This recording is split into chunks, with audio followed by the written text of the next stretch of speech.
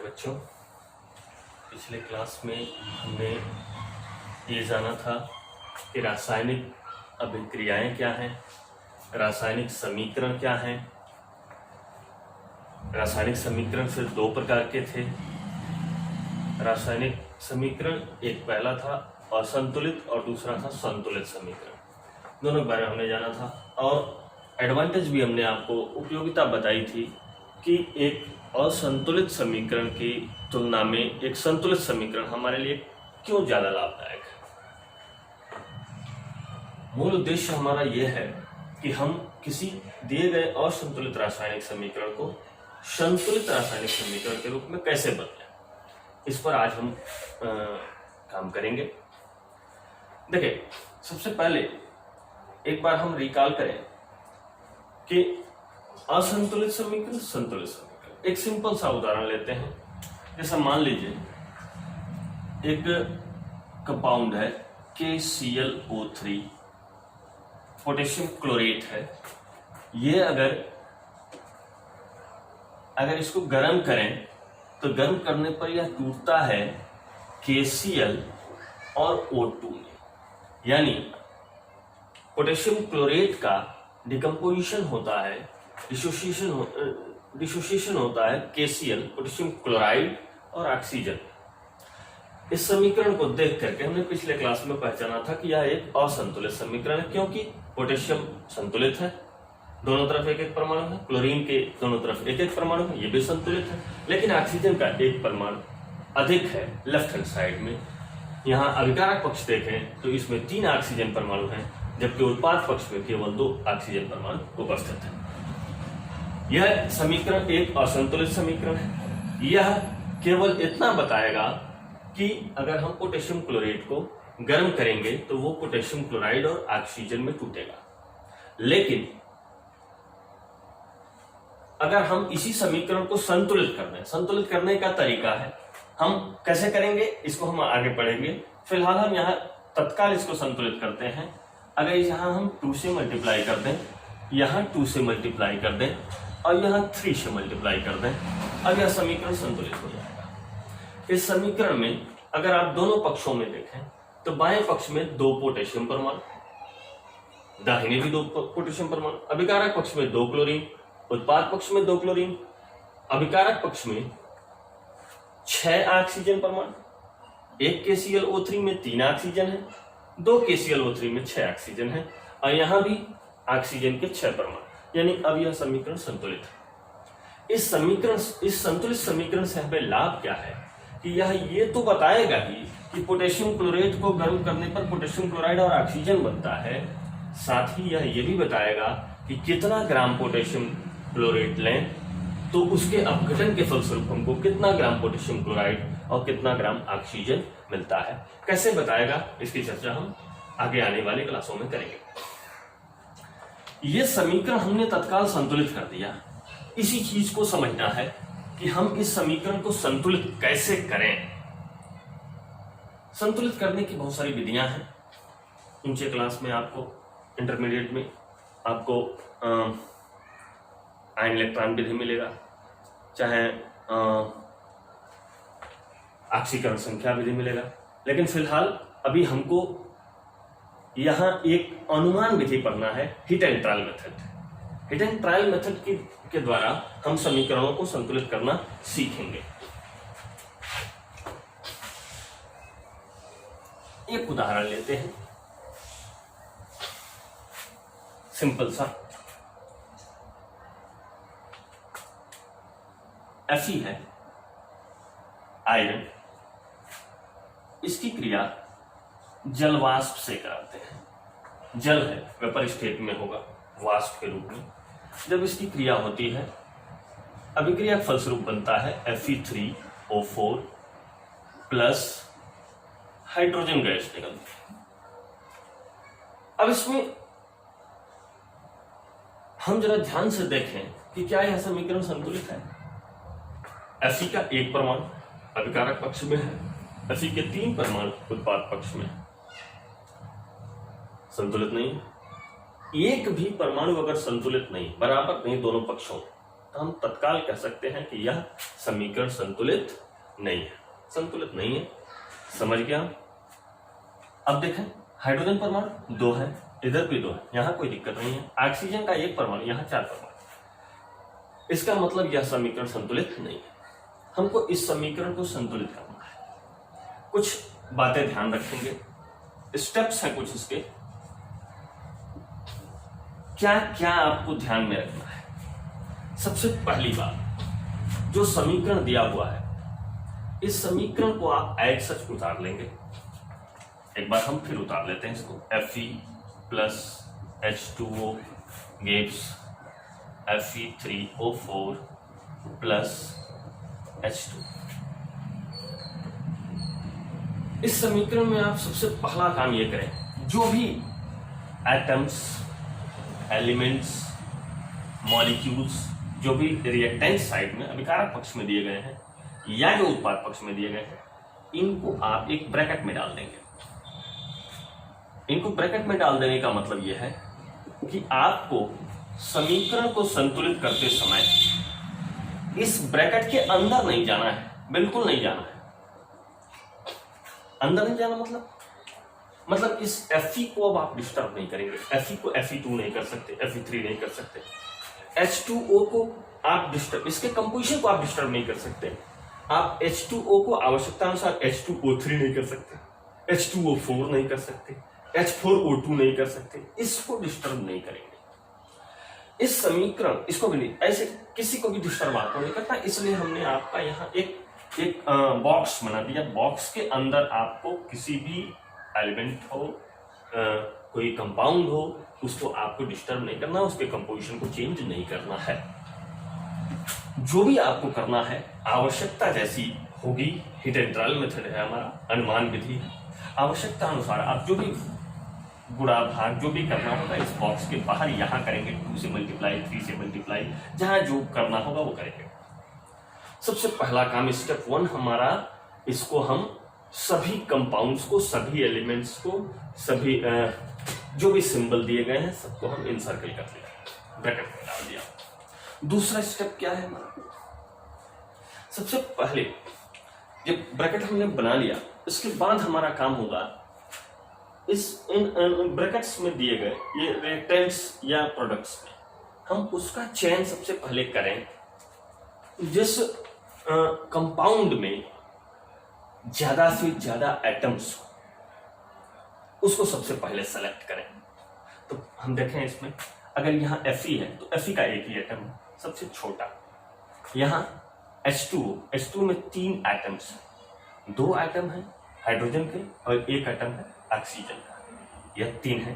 यहाँ देखें 3 Fe के और 4 ऑक्सीजन के। ओके, तो ये कुल 7 हुए, यहाँ 2 है। सबसे ज्यादा हमको यहाँ आइटम मिल रहा है 7 की संख्या में। तो ये हमारा टारगेट होगा सबसे पहले। यानी ऐसे मॉलिक्यूल को सबसे पहले हम सेलेक्ट करेंगे जिसमें एटम्स की संख्या सबसे ज्यादा हो। तो ये हमने सेलेक्ट किया। अब इसी से वो चाहे रिएक्टेंट साइड का हो या प्रोडक्ट साइड, इससे मतलब नहीं है। हम सबसे पहले उसको सेलेक्ट किए जिसमें एटम्स की संख्या ज्यादा थी। इस Fe3O4 फेरोसोफेरस ऑक्साइड, फेरोसोफेरिक ऑक्साइड है ये Fe3O4। यह इसको हमने सेलेक्ट किया, इसी से हम अपनी बैलेंसिंग स्टार्ट करेंगे। अब इसमें देखें, हमारा ये टारगेट हो गया। इसके बाद थर्ड स्टेप हमारा क्या होगा? अब इसमें देखिए कौन सा एटम सबसे ज्यादा है। तो देखिए Fe3O4 यानी O, ऑक्सीजन एटम इसमें ज्यादा है। ऑक्सीजन को सबसे पहले हम बैलेंस करेंगे, उसके बाद इसमें बचे दूसरे एलिमेंट यानी Fe को हम बैलेंस करेंगे। तो पहले ऑक्सीजन को बैलेंस करते हैं। देखें ऑक्सीजन इसमें कितना एटम है? 4 है।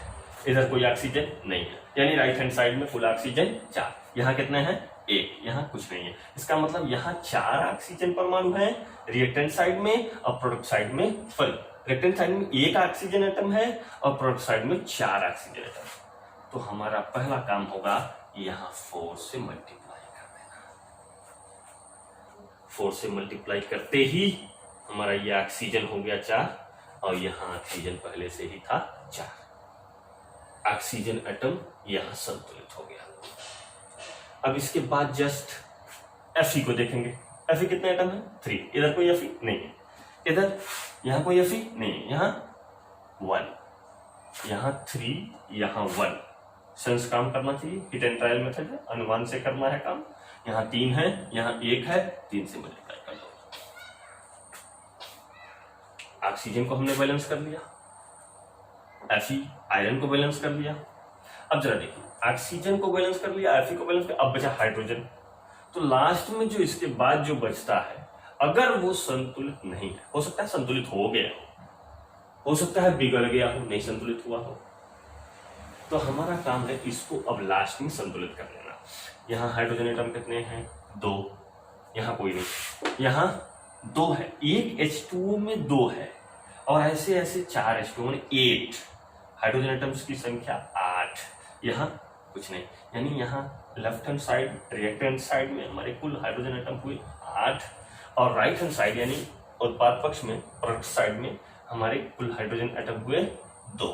तो हम क्या करेंगे? यहाँ 4 से गुणा कर लेंगे। इतना काम आपको करना है। अब आपको एक ऐसा फ्रेश सम इक्वेशन मिलेगा जो क्या होगा जी? बैलेंस्ड होगा बिल्कुल। 3Fe plus 4H2O gives Fe3O4 plus 4H2। ये हमारा इस अनबैलेंस्ड इक्वेशन का बैलेंस्ड फॉर्म हो जाएगा। आप इसमें एक बार चेक कर सकते हैं। Fe एटम्स 3, यहाँ Fe atoms right hand side में 3, लेफ्ट हैंड साइड में hydrogen atom 8, right hand side में हाइड्रोजन एटम 8, ऑक्सीजन एटम 4, और राइट हैंड साइड में ऑक्सीजन एटम 4। सबके सब एटम्स लेफ्ट हैंड साइड यानी रिएक्टेंट साइड और प्रोडक्ट साइड दोनों तरफ सेम है।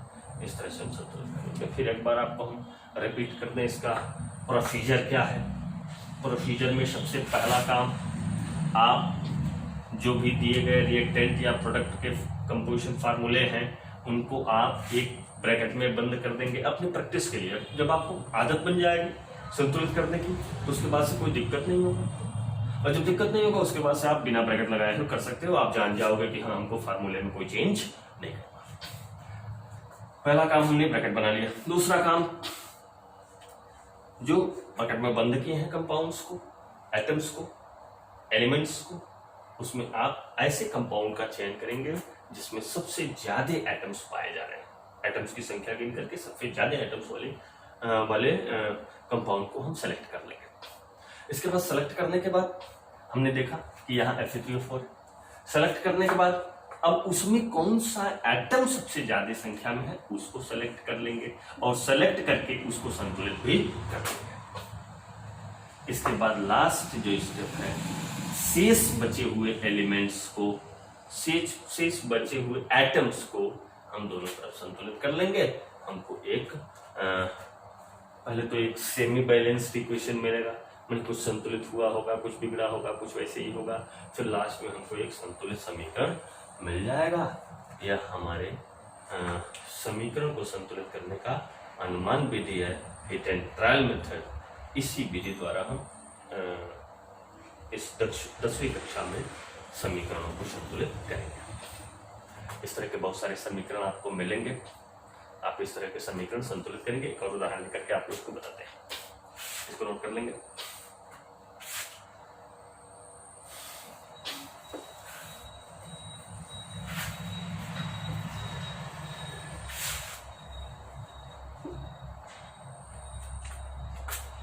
एक और एग्जांपल ले लेते हैं इसका।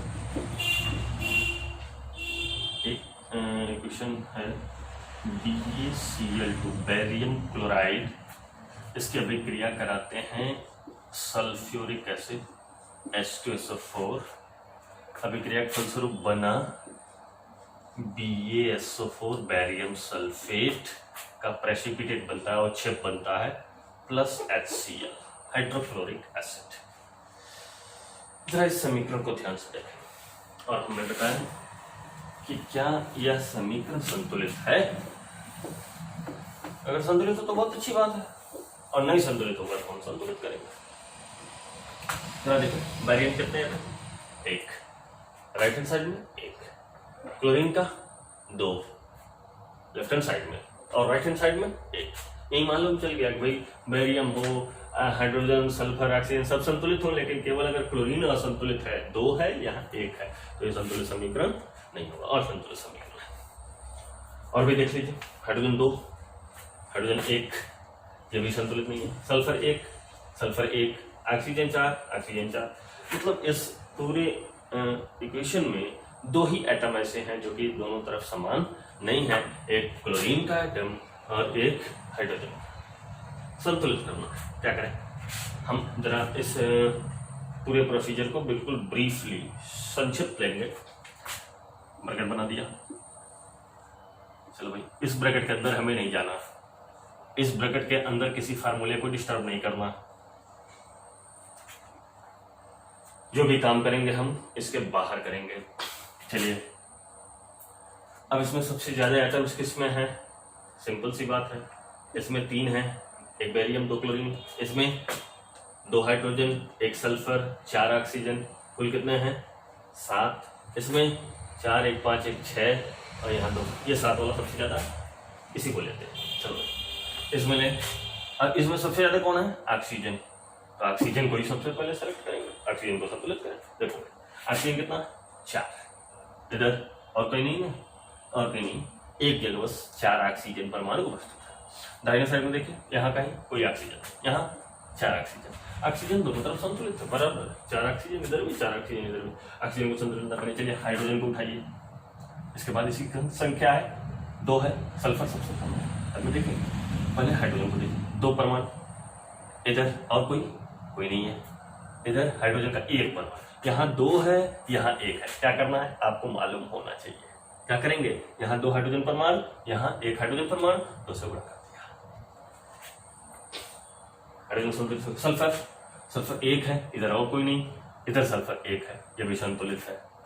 आप देख लेंगे क्लोरीन भी यहाँ। अब इसके बाद जब ये संतुलित हो गए तो इसके बाद देखेंगे कि क्या और कोई बचा तो नहीं है जो संतुलित नहीं है। फिर देखेंगे तो बैरियम 1 है, वो भी 1 है, उधर भी क्लोरीन 2 है, और यहाँ भी क्लोरीन 2 हो गया। इसका मतलब हमारा बैलेंस्ड इक्वेशन जो होगा, बैलेंस्ड इक्वेशन ये क्या हो जाएगा? BaCl2 plus H2SO4 gives BaSO4 plus 2HCl। Simple सा काम था, केवल HCl को 2 से मल्टीप्लाई कर देना। हिट एंड ट्रायल मेथड बहुत आसानी से हो जाता है, कहीं कोई दिक्कत आपको ऐसे समीकरणों में नहीं आएगी। कर लेंगे। आज हमने आपको इस छोटे से क्लास में समीकरणों को संतुलित करना सिखा दिया। समीकरण कैसे संतुलित करेंगे, अगर आप समीकरणों को संतुलित करना जान गए, सीख गए, तो फिर क्या करना है, इस पर कुछ सवाल हम कर लें। NCERT पाठ्यक्रम की जो किताब है उसमें कुछ सवाल दिए गए हैं, उन सवालों में से कुछ हम सवाल आपके सामने रखते हैं।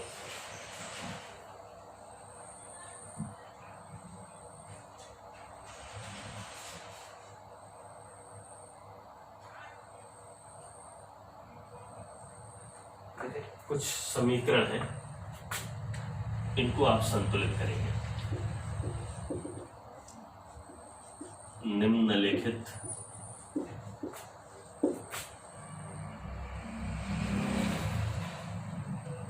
समीकरणों को संतुलित करें।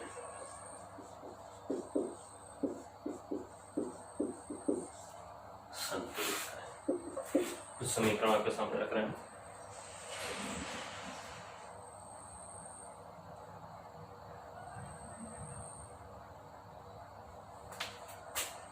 समीकरण है HNO3 प्लस CaOH का ट्वाइस गिव्स CaNO3 का twice plus H2O,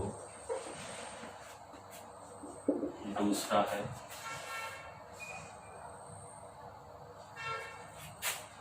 NaOH plus H2SO4 gives Ne2SO4 plus H2O। और लिख लें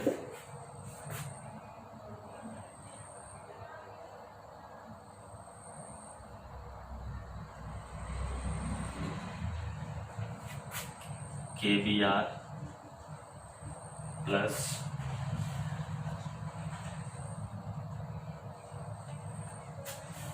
BaI2 barium iodide gives potassium iodide plus barium bromide. बस इतना है। आप सेल्फ प्रैक्टिस के लिए और भी सवाल किताब से ले सकते हैं। जितना ज़्यादा अभ्यास करेंगे उतना ही ज़्यादा आपको कभी भी रासायनिक समीकरण को संतुलित करने में कम से कम समय लगेगा। आप जानते हैं परीक्षा के दृष्टिकोण से हमारी एक्यूरेसी के साथ साथ एफिशिएंसी भी आवश्यक है, यानी हम सही तो कर लें, समय से कर लें। और समय से हम कोई काम तब करेंगे जब हम इसका प्रैक्टिस पूरा करेंगे। हम ज़्यादा से ज़्यादा सवाल करके और समय लगने वाले समय को कम कर सकते हैं। तो ये काम करेंगे आप। इसमें ऐसे समीकरणों में सबसे पहला काम आपका ये होगा, पहले आप समय थोड़ा देंगे इस पर। पहला काम आप करेंगे, पहले समीकरण को चेक करेंगे कि क्या समीकरण संतुलित तो नहीं। कभी कभी एक आध समीकरण दिया जाता है, उसमें ऐसा भी कोई समीकरण होता है जो संतुलित रहता है, तो आपको केवल लिख देना रहेगा उपरोक्त समीकरण संतुलित है। और संतुलित अगर नहीं है तो फिर जैसा हमने बताया वैसा करेंगे, इसमें प्रैक्टिस करेंगे। अगर कोई दिक्कत होती है फिर आप क्वेश्चन कर सकते हैं कमेंट बॉक्स में जाकर के। आज के लिए इतना ही।